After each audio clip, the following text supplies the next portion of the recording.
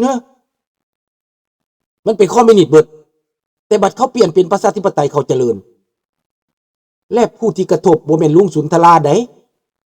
ลุงสุนทรากระทบตั้งแต่ตอนอยู่แต่ตอนนี้มานี่บ่ได้กระทบเด้สนุกได้ตอนนี้บ่เห็นบ่ไปเที่ยวเอาลงให้เบิ่งเลยเด้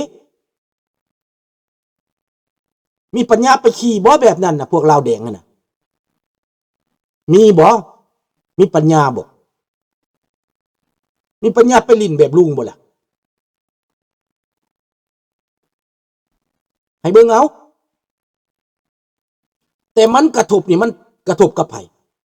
กระทบกับลูกกับหลานกระทบกับประเทศ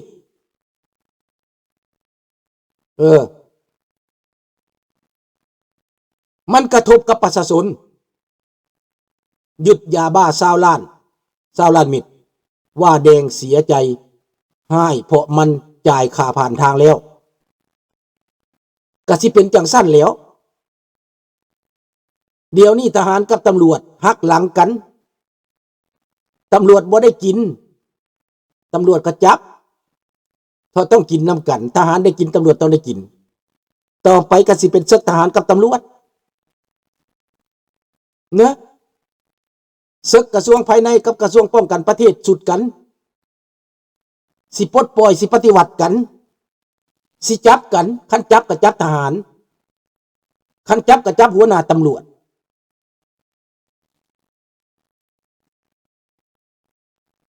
บ่มีทางเวียดนามมันจะมาตายแทนมันจะบ่มาตายแทนเพราะเจ้าบ่ได้มีสงครามมันเป็นศึกภายในของเจ้าเวียดนามไม่มาช่วยแน่ไม่มาอเมริกาเขาก็จับตาอยู่ทหารไทยช่วยได้ถ้ากล้าขอให้ไปช่วยพี่บ้าบ่ทหารไทยจะไปช่วยหยังที่เป็นบ้าบ่ทหารไทยจะไปซอยหลบอยู่ในลาวเหตุผลมีไปหลบกับยาบ้าคันจะไปหลบก็หลบก็ว่าแดงอันนี้เล็บได้ไหมทหารไทยก็หลบทำไมก็อยากหลบว่าแดงคนยาบ้ามาขายในลาวน่ะในไทยน่ะว่าแดงอยู่ในชายแดนน่ะเอาหลบทำไม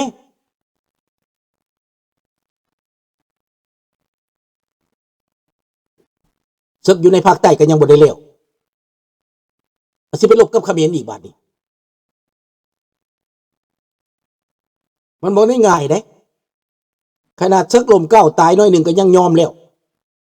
ยังเปลี่ยนใจแล้วเฮาต้องคิดอย่าสู่ไปปังเรื่องสงครามบ่เคยเฮ็ดสงครามอย่าเว้า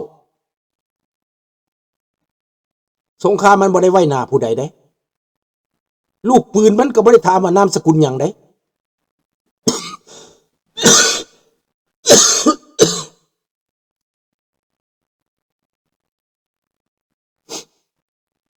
ลูกปืนมันบ่ได้ถามว่านามสกุลหยังมันถือผู้ใดตายผู้นั้นดังนั้นถ้าตายต้องกุ้มค่าถ้าเฮ็ดสงครามปกป้องประเทศชาติบ้านเมืองมันสมควรอันนี้เฮ็ดสงครามปกป้องยาเสพติด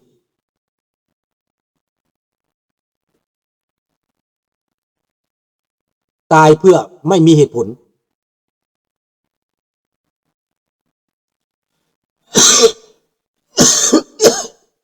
โทษเด้อ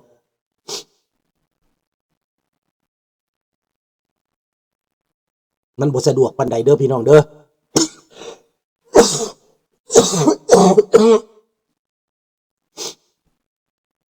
เอาเขียนลงมาสิอ่านเนาะถ้าพูดเขียนว่าลาวแดงคนลาวจะไม่โกรธใช่ไหมครับเขียนโลดลาวแดงคือถ้าพวกคอมมิวนิสต์ประชาชนลาวคือพวกประชาธิปไตยเขียนโลด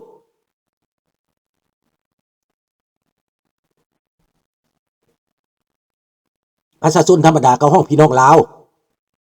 วแดงกับพวกคอมมิวนิสต์ในประเทศลาวนั้นเป็นคอมมิวนิสต์ไม่ถึง40%นะมีแต่พวกกำอำนาจเท่านั้นแม้แต่ในกำอำนาจก็ยังบ่ได้พอใจนี่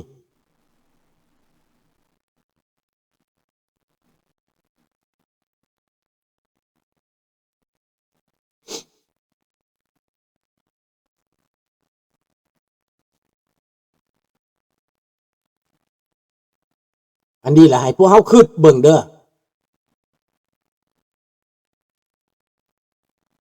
ให้พวกเฮาคิดเบิ่งดีๆว่าเหตุผลทั้งหมดน่ะ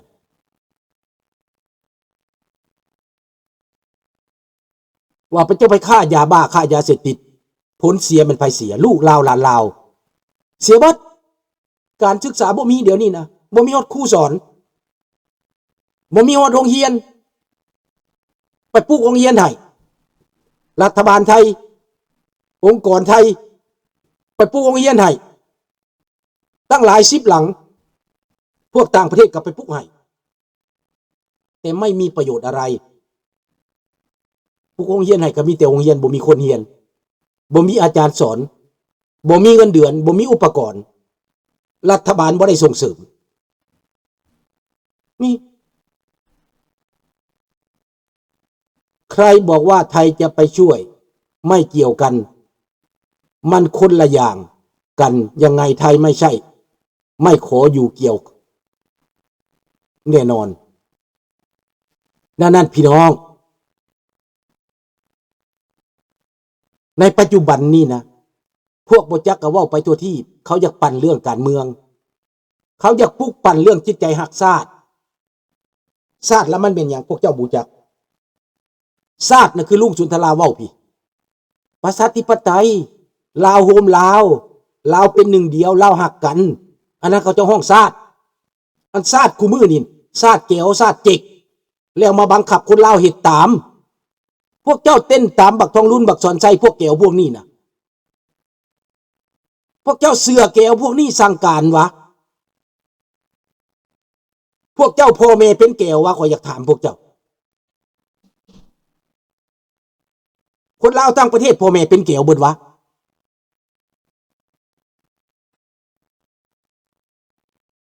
ถามว่าคนลาวเป็นแก้วบ่ประเทศลาวเขาห้องเขาบ่ได้ห้องประเทศแก้วเด้ดังนั้นพี่น้องเมื่อใดพวกเจ้าสิตื่นเมื่อใดพวกเจ้าสิเข้าใจเมื่อใดพวกเจ้าสิรู้สึกเมื่อใดพวกเจ้าสิรู้มือว่าแก้วมันมาให้คนลาวเป็นแบบนี้ลาวแท้ๆแล้วหนีไปต่างประเทศเบิดเขาอยู่บ่ได้เขาถือกีดกันเขาถือข่มเหงเขาไปอยู่ต่างประเทศแทนที่เขาสิตายเขาบ่ตายเขาพัสนุกเขาบ่ได้รับสวัสดิการขนาดเช้าไห้เช้านามาบูจักอีหนูอีนี่ยังมาไปอยู่ต่างประเทศไปอยู่อเมริกามีงานทำมีเงินกินมีบำนาญลูกได้รับการศึกษาประชาชนลาวใช้ชีวิตแบบต่างคนต่างดีแล้วเมื่อไรจะเปลี่ยนระบบจากคอมมิวนิสต์ลาวแดง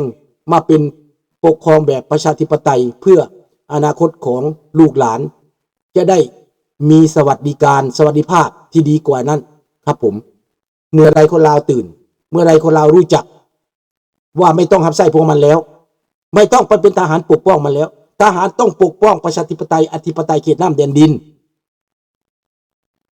ปกป้องความยุติธรรมความถูกต้องสร้างความสามัคคีในระดับชาติทุกวันนี้เราไปปกป้องโจรพวกนี้สร้างหนี้สร้างศีลสร้างความเลวร้ายสร้างความอับประโยชน์ให้แผ่นดินอันนี้คือโจรศรีสวัสดิ์แก้วบุญพันธ์โจรสมสวัสดิ์เล็งสวัสดิ์โจรทองลุนโจรสอนไซโจรคำไตโจรบุญยังวรจิตโจรทั้งนั้นพวกนี้มันกลุ่มโจรมันบ่แม่นคนหักชาติแล้วมันบ่เจริญดอกลิงน้อยเพราะว่าโจรเห็นแก่ตู่เขาบ่ได้เห็นแก่ชาติประชาชนเขาบ่ได้เห็นว่าในสายตาของเขาเป็นชาติเขาถือว่าประชาชนเป็นเครื่องลิ้นเขาถือว่าคนลาวน่ะเป็นข้าทาสเขายกลูกยกหลานเขาหัวตบมือมาเป็นเจ้าเป็นนายแต่ตอนพวกลุงอยู่นั้นมันเอาคนบ่จักที่มาปกครองเอาคนป .6 เอาคนป .2 มานำพาจบมหาลัยจบมัธยมมันสิเป็นไปได้บ่ล่ะ มันก็เป็นไปบ่ได้สบายดีทองแดงในเมื่อมันเป็นแบบนั้นแล้วลาวมันจะเป็นแบบนี้50 ปีต่อมามันจะเห็นความชั่วความเลวเห็นความชกกระปกมกใหม่เซิกยาบ้า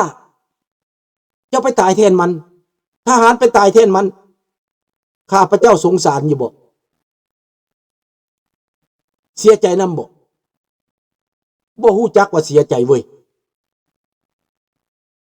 เพราะว่ามันบ่ได้หับใส่ศาสตร์มันหับใส่โจรสงสารแต่ทหารผู้น้อยบ่จักหน้าจักหลังบ่จักทีบจักแดนสงสารอยู่แต่ปินปลายปืนขึ้นเถอะปฏิวัติเถอะล้มล้างระบอบนี้เถอะเฮ็ดสงครามกับพวกมันเถอะนี่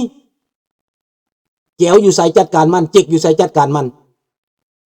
นายลาวผู้ใดไปเป็นแก้วเป็นเจ็กจัดการมันอันนี้มันถึงเวลาแล้วมันใกล้จะฮอดเวลาแล้วไหนสงครามโลกครั้งที่3เกิดไวๆนี่แม่ตายบ่มีค่าทหารพวกนี้ตายนะได้บ่ค่าหัวได้หลายปานใดค่าหัวอย่างเก่งมันก็เอาครูบามาสูตรให้พ่อบ่นั่นแหละเท่านั้นแหละ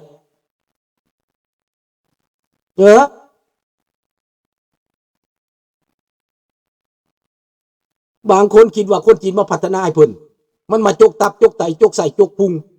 มาพัดกินตับกินไตพวกผีปอบเจ๊กมันพวกผีปอบพวกกระหายสงครามพวกกระหายเนื้อพวกล่าหัวมึงขึ้นแบบใหม่เจ้าสิว่าเจ๊กมาสร้างประเทศให้เจ้ามันสร้างทางรถไฟน่ะมันยุทธศาสตร์ทหารมันได้น่ะถ้าเกิดศึกกับอเมริกามันสิขนทหารผ่านทางรถไฟมันคิดว่าอเมริกาถ้าอเมริกามาอเมริกาจะให้มันขนทหารผ่านทางรถไฟบ่มีทางถ้าประกาศศึกปุ๊บอเมริกาถล่มทิ่มโลดทางรถไฟน่ะ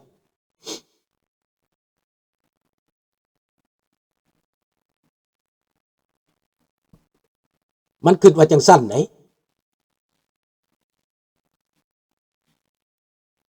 อย่าลุงพ่อเพิ่นฮู้จักเบิดเพราะเพิ่นรุ่นของเพิ่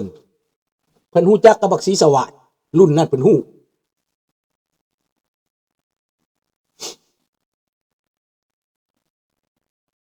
บักศรีสวัสดิ์เจ้าบุญพันธ์บักกะเลอนั่นแก้วทั้งหมดแก้วบงการในคนลาวผิดกันและคู่มือนี่คนลาวยังสิมีผิดกันอีกยังสิมาเถียงกันอีกมื้อใดพวกเจ้าสิเข้าใจภาษาลาวข้าพเจ้าสงสัยมันบ่เข้าใจภาษาลาวเด้มันบิดเบือนอยู่นี่นะ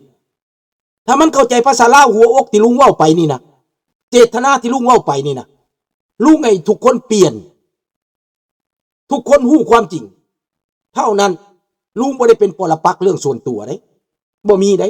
ลุงก็เป็นวิกติมผู้หนึ่งได้รับเคราะห์กรรมมาจากระบอบอันนี้ผมไม่รู้หรอกครับลุงว่าสมัยก่อนนั่นดีหรือไม่ดีแต่ผมรู้ว่าสมัยนี้มันแย่มากมีจุดดีเลยไม่มีจุดดีเลยครับผมไม่ไหวจริงๆครับลุงใช่แต่ก่อนก็ดีนั่นแหละลุงก็ยังยืนได้ว่าดีคนไทยภาคอีสานขอนแก่นแม่ของลุงไปทำงานที่เวียงจันทร์ได้ผัวอยู่เวียงจันทร์ไม่ยอมมาเลยก็อยู่นั่นแหละได้สัญชาติลาวไปเลยเห็นบ่ล่ะคนไทยตั้งเยอะไปอยู่เวียงจันทร์ลูกป้าลูกลุงลูกหลานสาวของลุงอยู่ขอนแก่นเขาไปอยู่เวียงจันทร์ตอนนี้ก็มาเป็นเจ้าหน้าที่ตำรวจมาเป็นนายในประเทศไทยนั่นแหละเห็นบ่ล่ะ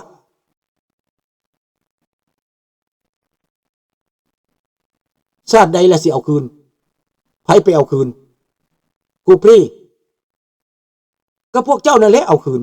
ถ้าพวกเจ้าเอาคืนเรื่องของพวกเจ้ามันสิเกี่ยวหยังกับลุงเว้าเพื่อพวกเจ้าลุงเว้าเพื่อพวกเจ้าให้พวกเจ้ารู้จักความจริงลุงถ่ายทอดความจริงให้พวกเจ้าบ่อยากเอาคืนก็เป็นคอยข่าเขาต่อไปสมน้ำหน้าตื้มอีกถ้าพวกเจ้าบ่เอาคืนพวกเจ้าบ่สู้